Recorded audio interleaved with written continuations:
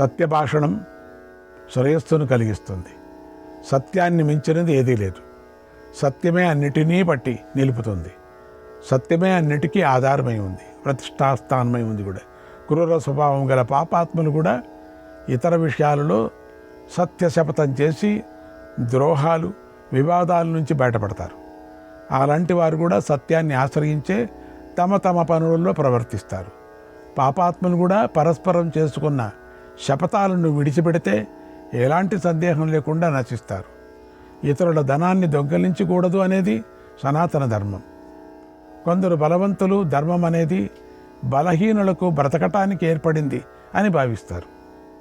కానీ విధివశాన అలాంటి బలవంతులే బలహీనులైనప్పుడు వారికి కూడా ధర్మ మార్గమే రుచిస్తుంది, ఆధారమై ఉంటుంది కూడా, బ్రతకటానికి ఆశ్రయమే ఉంటుంది కూడా. లోకంలో ఎంత బలవంతుడైనా సుఖంగా ఉంటాడు అన్న నమ్మకం లేదు కదా. కనుక నువ్వు ఎప్పుడు చెడు కర్మలపైనే బుద్ధి పెట్టకు. ఎవరికీ కీడు చేయని వాడికి దుర్మార్గుల వల్ల కానీ, దొంగల వల్ల కానీ, పాలకుడి వల్ల కానీ భయం కలగదు. పవిత్రాచారం కలవాడు ఎలాంటి భయం లేకుండా జీవిస్తాడు. జింక గ్రామంలోకి ప్రవేశించి భయపడుతూ ఉన్నట్లుగానే దొంగ కూడా అందరికీ భయపడుతూనే ఉంటాడు. తాను ఇతరుల విషయంలో పాపకర్మలను ఆచరించినట్లుగా అందరినీ తనలాగానే పాపాత్ములుగా భావిస్తూ ఉంటాడు. పవిత్రమైన ఆచారం కలవాడు ఎప్పుడూ చింతించడు. అతడు ఎలాంటి భయం లేకుండా అంతటా సంచరిస్తాడు. ఇతరులెవరో తనకు కీడు చేస్తారని కూడా భావించడు.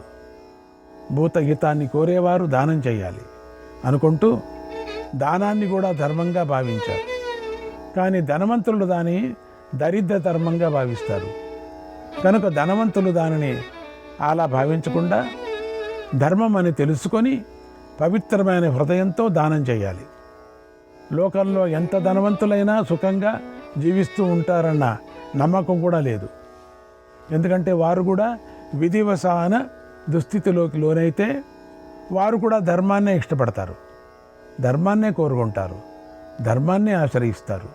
యదన్యైర్విహితం నేచ్చేత్, యదన్యైర్విహితం నేచ్చేత్ ఆత్మనః కర్మ పూరుషః, ఆత్మనః కర్మ పూరుషః న తత్పరేషు కుర్వీత, న తత్పరేషు కుర్వీత జానన్న ప్రియమాత్మనః, జానన్న ప్రియమాత్మనః. మనిషి తన విషయంలో ఇతరులు చేయకూడదని భావించిన పని ఏదైతే ఉందో దాన్ని చేయకూడదు. తనకు అప్రియమైనది చేయకూడదని భావించిన పనిని తాను కూడా ఇతరుల విషయంలో చేయకూడదు. ఎందుకంటే తనకు అప్రియమైనది ఇతరులకు కూడా అప్రియమే అవుతుంది కదా. ఎవడైనా తను చెడుగా ప్రవర్తిస్తున్నప్పుడు ఇతరులకేమి చెబుతాడు చెప్పండి? అలాంటి వాడు తాను నిందించినప్పుడు ఇతరులు తనలాగా నిందిస్తే భరించలేడు. కనుక తాను జీవించాలని కోరుకునేవాడు ఇతరుల జీవితాలను నాశనం చేయాలని కోరుకోకూడదు కదా. తనకు కావాలని కోరుకునే వాడిని ఇతరులు కూడా పొందాలని ఆశించాలి, అట్లనే కోరుకోవాలి కూడా. తన దగ్గర అవసరానికి మించి ఉంటే దానిని లేని వారికి ఇవ్వాలి. అందుకోసమే బ్రహ్మదేవుడు వడ్డీకి అప్పు ఇచ్చే పద్ధతిని ఏర్పాటు చేశాడు. యస్మింస్తు దేవా సమయే సంతిష్టేరం తథా భవేత్, సంతిష్టేరం తథా భవేత్ అథవా లాభ సమయే, అథవా లాభ సమయే స్థితిర్ధర్మేపి శోభన, స్థితిర్ధర్మేపి శోభన. ఏ మార్గంలో దేవతలు నడుస్తారో అదే మార్గంలో మానవులు కూడా నడవాలి. కనీసం ధనలాభ సమయంలోనైనా ధర్మబద్ధంగా ఉండటం మంచిది. ఓ ధర్మరాజా, అందరితో ధర్మబద్ధంగా ప్రేమపూర్వకంగా ప్రవర్తించడమే ధర్మమని బుద్ధిమంతులు చెప్పారు. దీనికి భిన్నంగా ప్రవర్తించడమే అధర్మం. అదే నేను చెప్పిన సంక్షేప ధర్మాధర్మ స్వరూపము. దీన్ని గ్రహించు. మొదట బ్రహ్మదేవుడు సత్పురుషుల కోసం చెప్పిన ఉత్తమాచరణయే లోకానికి మేలు చేస్తుంది. దాని ద్వారానే ధర్మ సూక్ష్మతను, అర్థ సూక్ష్మతను తెలుసుకోవాలి. ఓ ధర్మరాజా, ఇలా నీకు ధర్మలక్షణాలని చెప్పాను కనుక నువ్వు ఎప్పుడూ మోసపూరితమైన మార్గంపై నీ బుద్ధిని పెట్టకు అన్నాడు భీష్మ పితామహుడు. శ్రీకృష్ణాయ పరమాత్మనే నమః. 260వ అధ్యాయం. యుధిష్ఠిరుడు భీష్ముడిని ఇలా అడుగుతున్నాడు, ఓ తాత, నువ్వు నాకు ధర్మలక్షణం గురించి చాలా సూక్ష్మంగా చక్కగా చెప్పావు. దాన్ని బట్టి నాకు కొంత తెలుస్తుంది. దాని గురించి చెబుతాను. నా మనస్సులోనున్న ప్రశ్నలన్నిటికీ తగిన సమాధానం లభించాయి. నేనిప్పుడు మరొక విషయాన్ని అడుగుతున్నాను. తాత, ధర్మమే ప్రాణులను సృష్టిస్తోంది, జీవింపజేస్తుంది, తరింపజేస్తుంది. అలాంటి ధర్మాన్ని వేదమంత్రం ద్వారా గ్రహించడం చాలా కష్టం, అసాధ్యం. మంచి స్థితిలో ఉన్నవారి ధర్మం వేరుగా ఉంటుంది, ఆపదలో ఉన్నవాడి ధర్మం వేరుగా ఉంటుంది. అందుచేత కేవలం వేదమంత్రం ద్వారా ఆపద్ధర్మాన్ని తెలుసుకోలేము. నువ్వు సత్పురుషుల ఆచారాన్ని ధర్మమని చెప్పావు. ధర్మాన్ని పాటించే వారిని సత్పురుషులని చెప్పావు. ఇది ఒకదానికొకటి ఆశ్రయించుకొని ఉంది.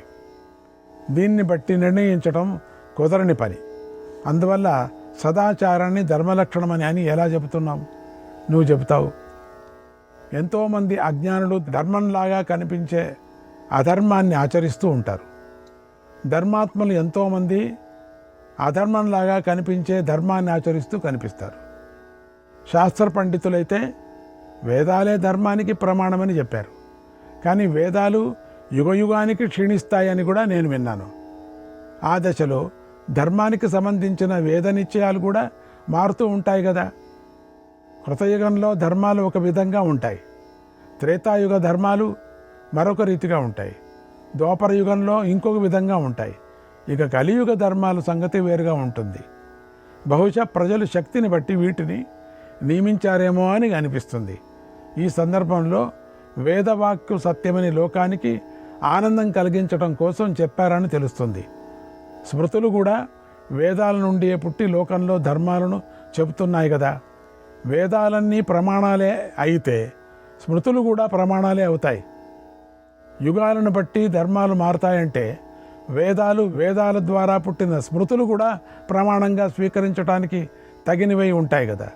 అప్పుడు స్మృతులు శృతులకు తేడా ఉంటే అవి శాస్త్రాలు ఎలా అవుతాయి? కాలేవు కదా.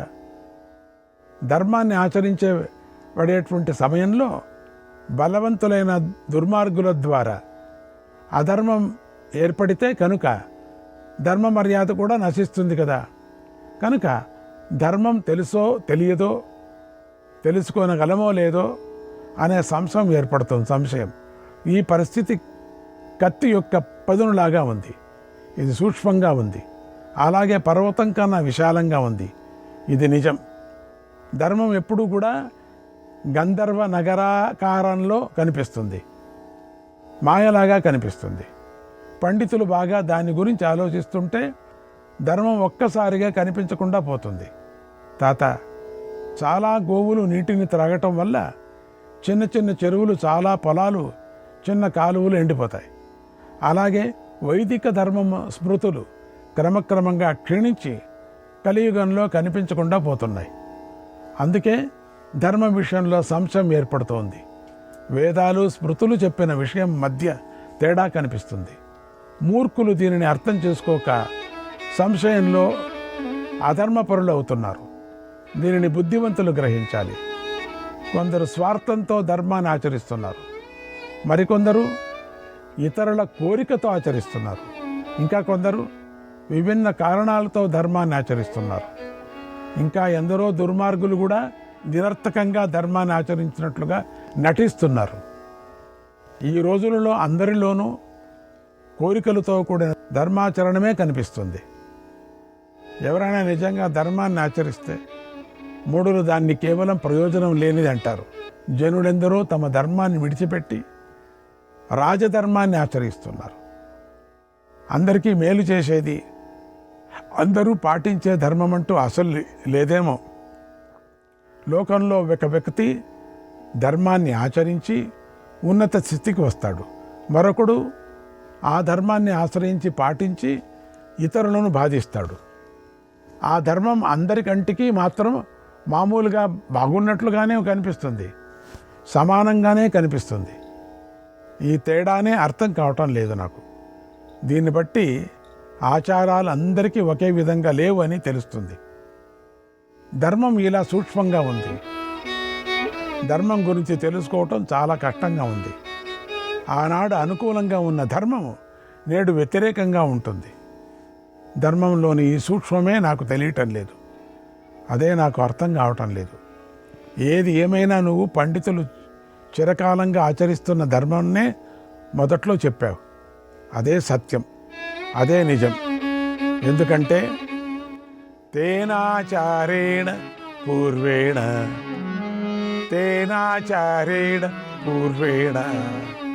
సంస్థాభవతి శాశ్వతీ సంస్థాభవతి శాశ్వతీ.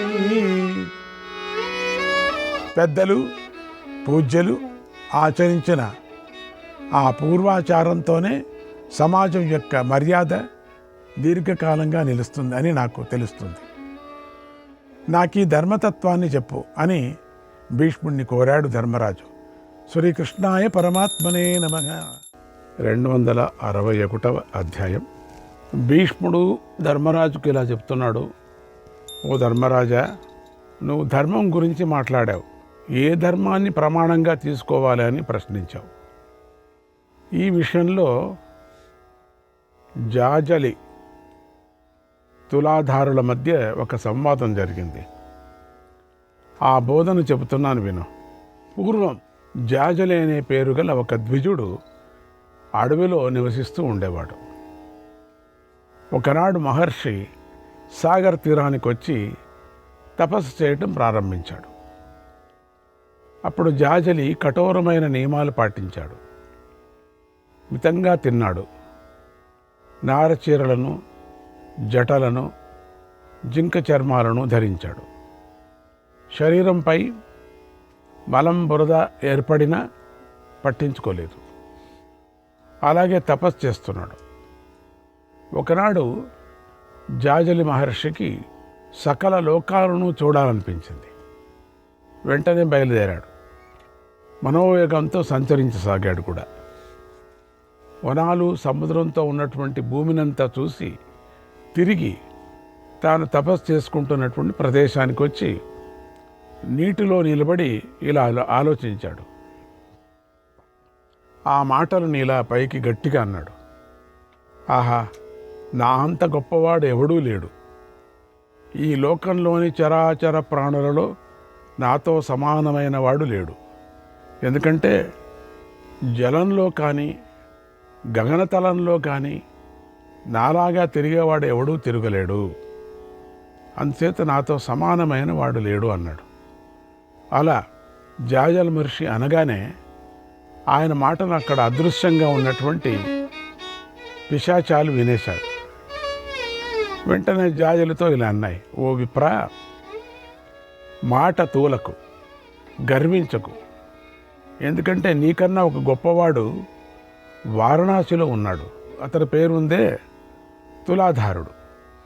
అతడు విప్రుడు వాడు, వ్యాపారి. అయితే తులాధారుడు నువ్వు మాట్లాడినట్టుగా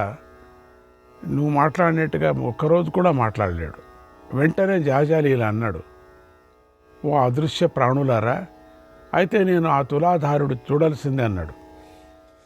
వెంటనే పిశాచాలు జాజలి కంటికి కనిపించి నీటి నుంచి జాజలిని పైకి లేపి ఇలా అన్నాయి.